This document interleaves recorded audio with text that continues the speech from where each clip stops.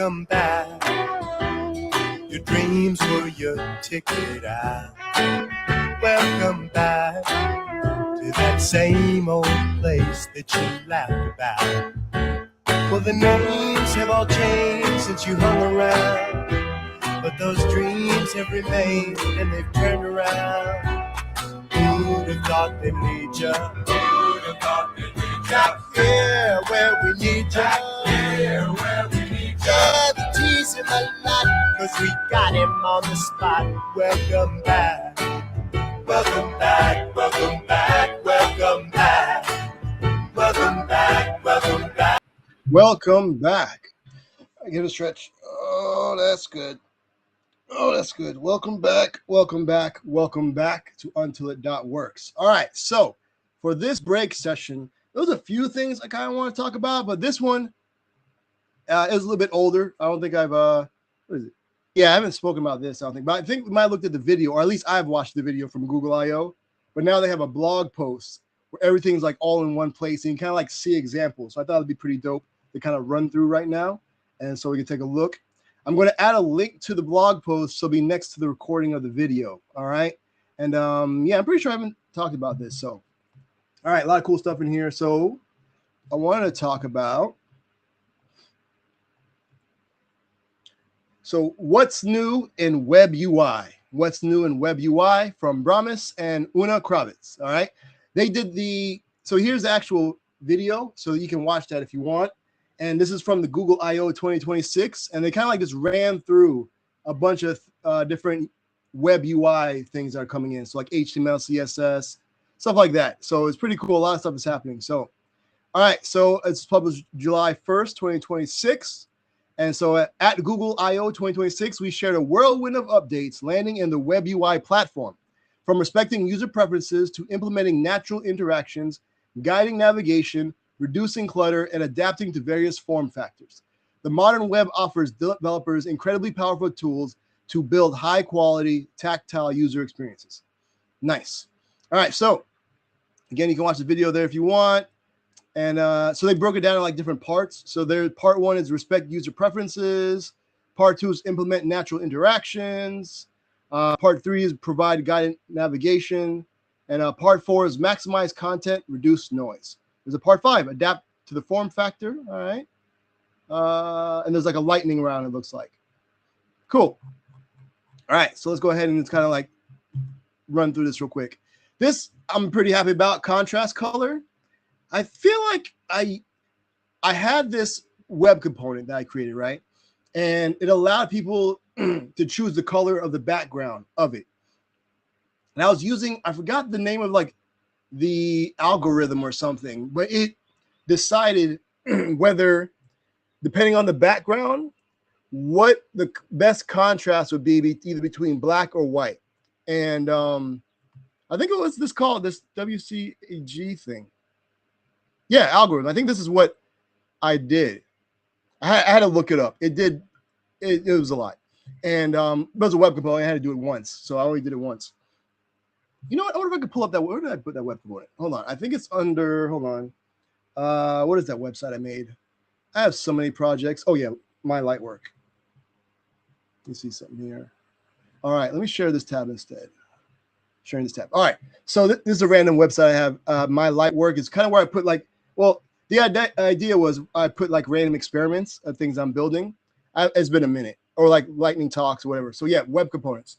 So I have this prize wheel web component, right? And you can see there's nothing to display yet, right? But let's say I want to do like 5 panels. So what happened is this is just a basic starter. When you actually work with the web component, you can select the backgrounds like blue, red, orange, yellow, green, whatever. I think I do Roy G. Biv as a default, right? And so if you notice how fish is white in white color, ball and other ones are in black color. That's because the algorithm thing that I made, I can look at the GitHub repo, because the algorithm that I made, it determines on the background what text color. Because again, I just kind of didn't want people to have to worry about all that. So it's just like choose the colors you want for the background, and then you'll be able to do it. So let me spin this real quick. So this is basically what it does. So you would be able to put like the prizes there, like if you were to do it. Right now it's just random, and so boo, yeah, you won computer, and yeah, so that's what that does. Let me see here. Source, prize wheel JS. What I believe I use lit for this. I'm pretty sure I use lit. Yeah, I use lit for this. All right. What did I think I called it like get contrast or something like that. Where is it? Luminance. Yeah, so this whole luminance thing here, contrast here. Yeah, here you go. Black and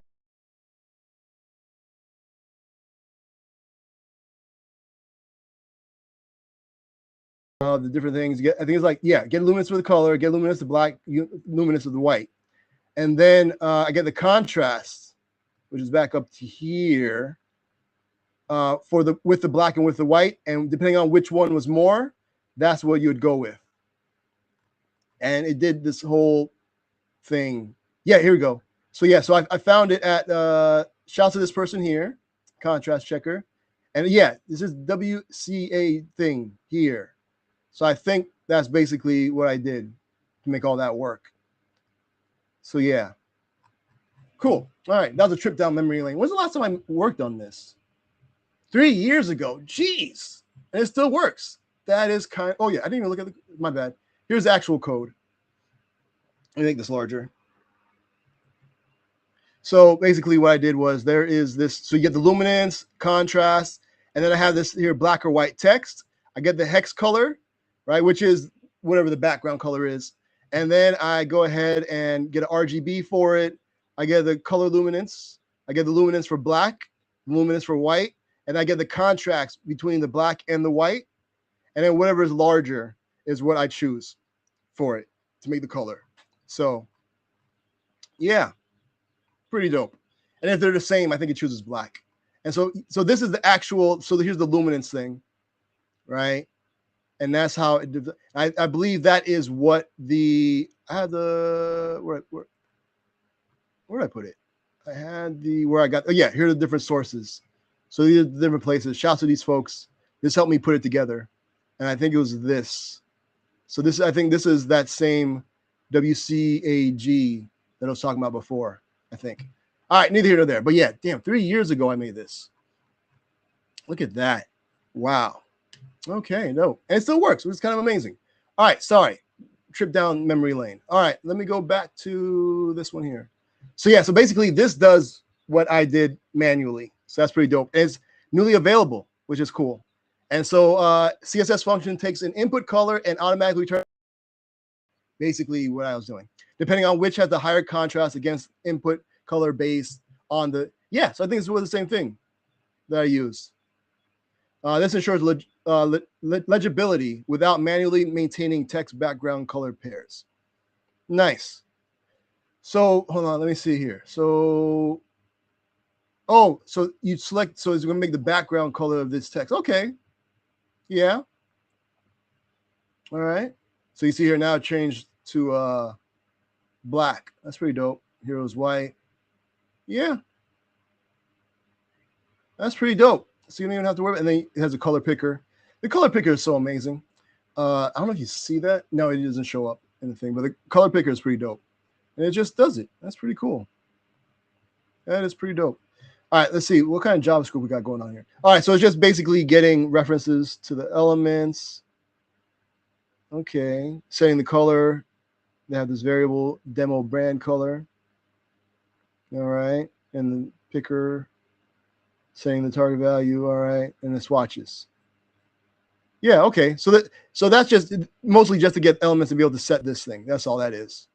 But then the CSS. Let me see here. Okay. Where is it? Contrast color. Here we go. The color, contrast color is the button color, the variable that you're setting previously here. Interesting. And that's the default there, which was this one. No, that's not the default. Oh, okay. I wonder how they chose that. I don't know. But all right. Then that's all it is. Color. That's it. Huh. That's pretty dope. And that is pretty cool. And that's it. That's all you need. Huh. Yeah, I had a whole lot of JavaScript to make that work, but it works in the browser now. See, that's dope. The web's getting better and better. That's kind of amazing. So shout out to Contrast Color. I'm super happy to see that there. I might refactor my web component. It's been 3 years. Might as well refactor it to where it just uses Contrast Color. This is available in all browsers now. I'll look into that. Not like I don't have things to do already. This one's pretty cool. Light and dark. So the light dark CSS function. CSS is getting function. This is amazing, right? Lets you specify 2 different value, color or images for a property. One for light mode and one for dark mode. That's pretty dope. Within a single declaration. I think I might have used this before. Oh yeah, the baseline 2024. I'm pretty sure I've used this before.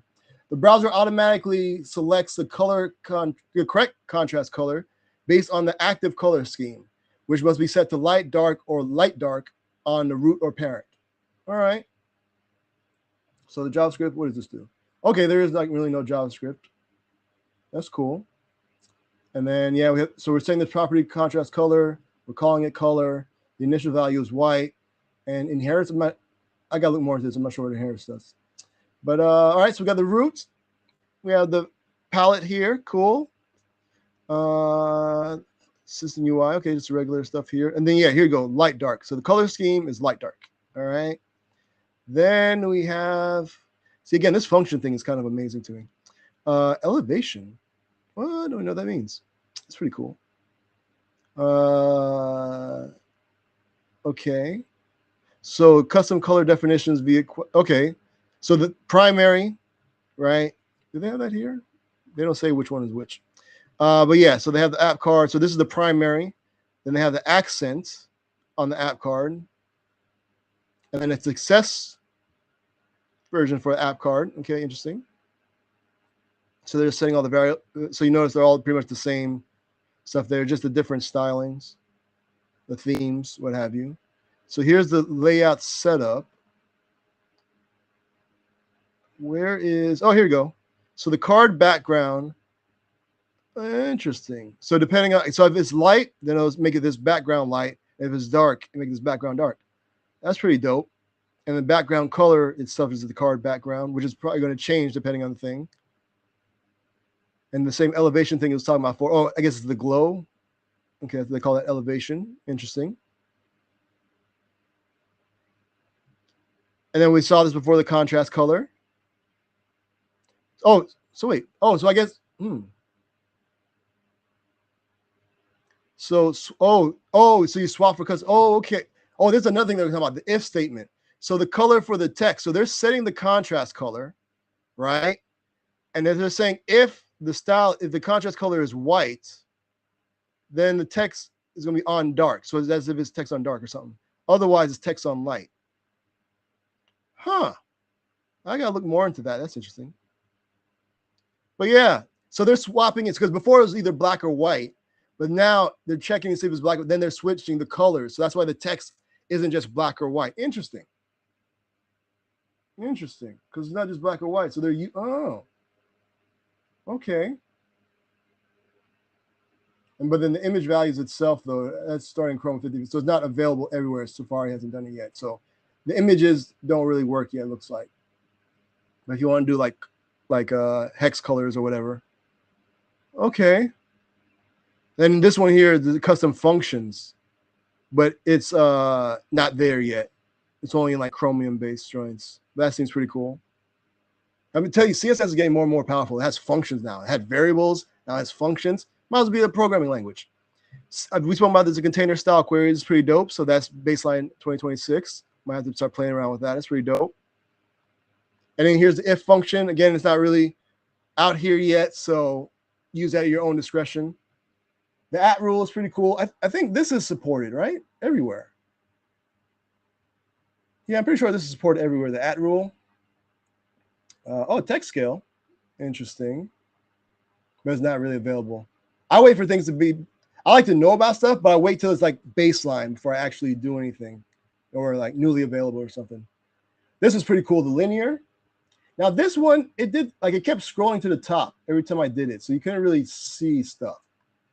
right? So let me open this in a new in CodePen so you can actually see it working. But it's like adding like linear easing to stuff. So that's the way it makes it kind of like the motion of it, which is pretty cool. So you don't have to worry about all that stuff. Like you just do it, just put in linear. Let me share the status set. So like, for example, we have this thing here. So you want to view the order. And so they have it to where it will like overshoot by 1.02. So like one and a little bit. And it's like you really can't see it. Like it kind of just, so that's pretty cool. So it's just like appearing like super, fast. That's pretty cool. So there's a whole bunch of things. So like from 0, this is what happens, 1.8. So you set how you get, you kind of want it to ramp up. That's cool. That's pretty cool. All right, back to this one. So yes, that's pretty dope. Then starting style. Use this for something I think before. Yeah, so CSS at rule defines the starting values for properties on an element that you want to transition from when the first element is rendered in the DOM. I think I'm using this in a new project I'm working on. I think so, because the way it transitions, I was having an issue, I think, where it was like disappearing or something like that. So I had to like hold it or something like that. So yeah, pretty cool. And I've used this before, transition, allow discrete. Yeah, okay, yeah. So they've been around. So yeah, I've used these before. All right. Again, you can check out the different stuff there. This one, I know you know about the sibling index, sibling count. Huh. Seems interesting. Huh. Yes. Huh. I'll have to check that out. That's pretty cool. But yeah, there's so much stuff here. Dialogue, light dismiss. I think, no, you know what? It was a modal. Was it dialogue? I don't remember what I used, but I had like a close button anyway. So either way, I think I used this in that project. Did I use this? Hold on. I think I used it in my new website. Hold on. Oh, I cannot type at all. All right, so this is my new website for my business, right? And so these, so everything's kind of like a modal. And so I have this thing here, but I also have this.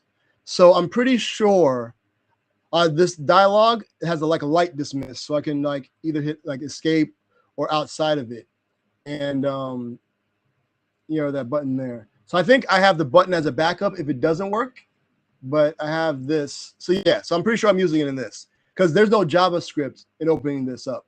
Let me see. Can I? Well, I don't think it will show the. No, it doesn't show it.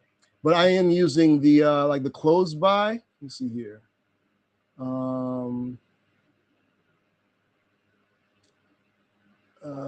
Yeah, I have close by any. Yes, I have the ID. Yeah. It's kind of amazing. And I have the command 4 on there. That's pretty cool. Yeah, so the buttons like this is kind of like the button, right? And it has a command 4 for the dialogue, which is this thing here. And then I have close by any.